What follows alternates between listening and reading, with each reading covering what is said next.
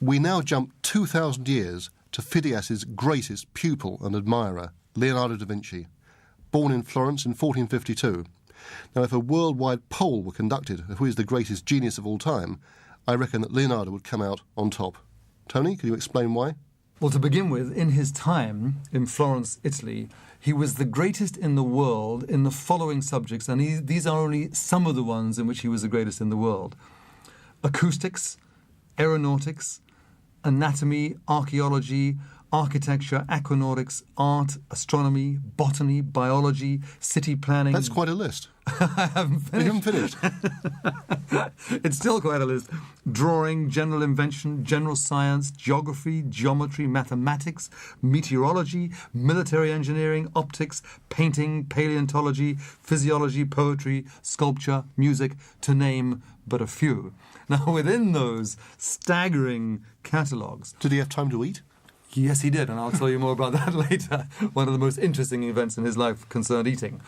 But he was actually the inventor of the aeroplane, fundamentally, the helicopter, the tank, all kinds of aquanautic, aeronautic devices. He was the greatest physiologist and anatomist. He explored the workings of the human body and, indeed, the human mind. He was the ultimate polymath. There was almost no part of his set of cortical skills that he wasn't using. Now, in addition to that, he was a phenomenal musician. In the courts, they would go into a large social event, and people, as a game, would fling a stringed musical instrument to Leonardo and say, play and sing. And by that they meant make up an original song and play it and sing it, so make up the words as well. And he'd say, fine, and just sing. I mean, you know, the Beatles were great. Da Vinci was absolutely phenomenal. He was also incredibly physical. He was known as the strongest man in Italy. He was so poised that people would line up along the streets simply to watch him walk to work. I mean, this beautiful grace in his movement. And he used to train himself in ambidexterity. He could write with his right hand and write exactly the same with his left hand, mirror image. Phenomenal ambidexterity of the body, ambidexterity of the mind. And his physical beauty was actually described by Vasari, a contemporary of his, and it was as follows. Leonardo's personal beauty could not be exaggerated. His every movement was grace itself, and his abilities were so extraordinary that he could readily solve every difficulty. He possessed great physical strength, combined with dexterity and a spirit and courage invariable, royal, and magnanimous. I mean, just everything you could think of that could be great, Da Vinci seemed to possess. And also, he was, as you know, a phenomenal artist. Now, he actually took the baton from Phidias and became himself, the next artist as hero.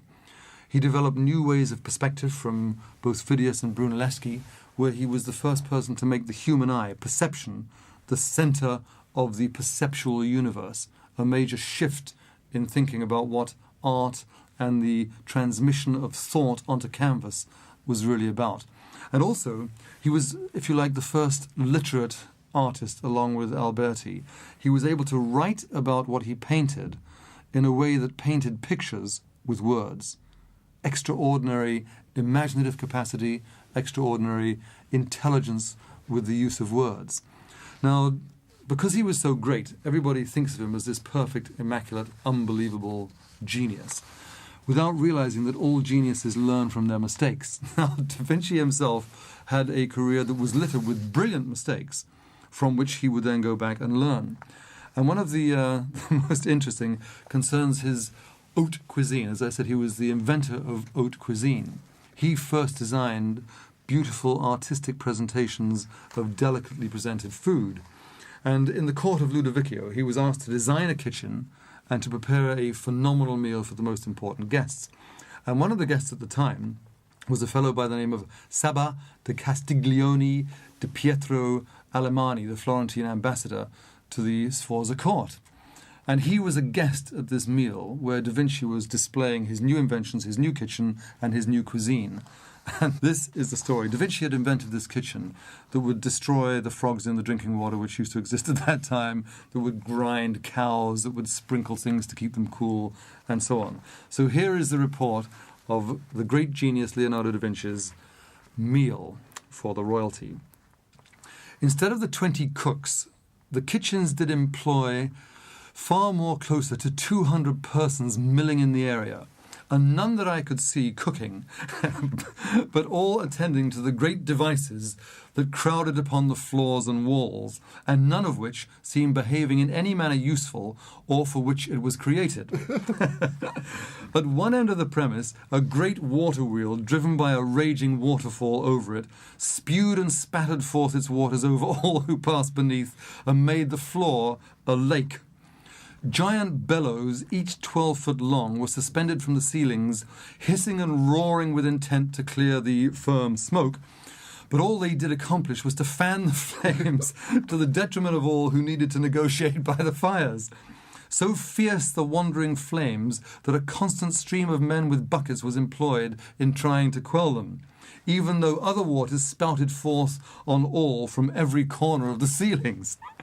And throughout this stricken area wandered horses and oxen, some going round and round to turn an apparatus the function of which seemed to be no more than to go round and round, the others dragging Master Leonardo's floor-cleansing devices, performing their task valiantly, but also followed by another great army of men to clean the horses' messes. Elsewhere I saw the great cow grinder broken down with half a cow still stuck out of it, and men with levers essaying to move it out. And elsewhere, yet, Master Leonardo's continuous log and firewood devices, disgorging its supply into the room that could not be stopped. So that instead of the 2 men bringing logs in for fires as there used to be, now 10 did have to be employed to take the logs out. The screams we had been hearing, we now realized, were from the poor wretches being burned or drowned or smothered, and the explosions from the gunpowders Master Leonardo did insist to use to light his smouldering fires. And as if this was not enough noise, it was still combined with the music from his drums, which pounded out, though those who played his mouth organs, I think, were drowned. As I did describe before, Master Leonardo's kitchen was a bedlam, which I do not think did please Lord Ludovico. And after that event, Leonardo was asked to retire into the country for a few months to think about his inventions and try again, which of course he did. And that story illustrates the common theme throughout geniuses, is that they did go beyond the norm. They did have these tremendous experiments. They did take great risks. And regularly they had these wonderful failures, like this one of Leonardo's, from which he then came back and did more. I mean, another interesting thing about him is that he was very passionately involved with nature. And one of the more endearing stories is that when he was walking down the streets to his studios in the morning, he would pass by the bird sellers. Now, the bird sellers used to sell these little flying birds in cages, and people would just buy them as we do today and put them in their houses. It is reported that every day Leonardo would walk past the bird sellers. He'd stop, he'd buy a cage bird, he'd look at it, he'd look at the bird seller, and then he'd open the cage and watch the bird fly away. Extraordinary. He loved them so much he could not stand to see them caged. And he also, of course, studied them as they flew away, which was part of his amazing invention of the way in which flight worked. His observational powers were staggering. I mean, he was actually fascinated by swirling pools of water and streams and rivers, and he would draw the movement of the turbulence of water. It's only now that we have cameras that can take photographs in a fraction of a thousandth of a second that they realize that he was seeing like a camera. He could actually see what they still say the eye is not designed to see. Da Vinci designed his eye, trained it to see as it really was designed to see. In fact, in conclusion on Da Vinci, throughout his life he developed 4 main principles for the development of a good mind, the development of a creative mind, if you like, for the development of the flowering of genius. And I commend those of you who are listening to note these in your mind and begin to think about practicing them. He said the 4 laws of the brain are as follows. 1 is to study the art of science. And notice the beauty of the phrasing. Not just study science, study the art of science. Now his second one was a reversal. It was to study the science of art. And if you look at his scientific notebooks, they are filled with drawings. You look at the artistic plans for his great paintings like The Last Supper, purely mathematical, geometrical, artistic, architectural drawings, combining all the cortical skills. So, study the art of science, number 1. Study the science of art, number 2. Number 3, we mentioned before, develop your senses. Develop your eyes, develop your hearing, develop your olfactory, your smelling senses, your taste, your touch, your bodily awareness. Now, all these are being increasingly experimentally tried in education, and it's becoming, if you like, commonly known fact that if you do that, you develop your multiple intelligences. The 4th one is a really interesting one. Da Vinci said, realize that everything in some way connects to everything else. Everything in some way connects to everything else in the universe. Now, if you agree with that, and I ask you to think about, do I agree with that everything in some way connects to everything else? And Da Vinci certainly did and preached it. If you agree with that and you think of yourself as interested in one thing, which obviously if you're still alive you are interested in one thing, whatever that may be, then if you are interested in one thing, and if you are interested and agree with Da Vinci in everything else, connecting to everything else, then by definition, if you're interested in one thing, you're interested in what? Absolutely everything. Precisely. And what other group of individuals are interested in everything and totally curious and totally open-minded and totally delighted in learning? Geniuses. That's right. And among those geniuses are babies. Every single baby That's right. is interested in everything and makes the connections between everything else. So in a sense, Da Vinci was this giant super baby who never learned that he couldn't learn and just kept on growing and growing and growing. And that is why he is considered by many people to be the ultimate example, the perfect role model of the truly, completely developed human being. Well, tell me this about this great super baby.